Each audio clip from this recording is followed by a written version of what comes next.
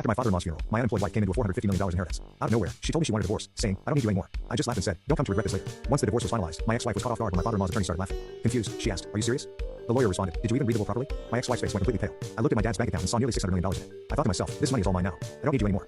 After my kind father-in-law passed away, I was still grieving when my wife came to me and casually dropped the news that she wanted a divorce. It turns out she was only showing her true colors after getting her hands on the $600 million inheritance from her father. She saw me as nothing more than a stepping stone to a life without having to work. I had seen glimpses of her true nature before, but I never realized she was this awful. Before I knew it, I was clenching my fists, angry at myself for being fooled into this marriage. I could accept being deceived, but I couldn't stand her speaking badly about my kind father-in-law. Fine, I said. Hand me those divorce papers. I snatched the papers from my wife, signed them quickly, and threw them back at her. All right, the rest is up to you, I told her. Yeah, leave it to me, she replied smugly. She offered to send my belongings, and I walked past her out of the living room and left the house. I knew my wife would regret divorcing me.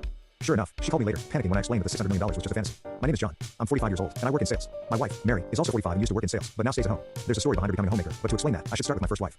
This is my second marriage. My first wife died in a work accident 5 years ago, leaving me a widower. Between life insurance and severance pay, I received about $600,000. Since my first marriage happened later in my 30s, we didn't have any children. I inherited the money along with my ex-in-laws, but they told me, we're almost 82 years old and don't have much time left, so we don't need it. I couldn't accept that and decided to give the money to my ex-brother.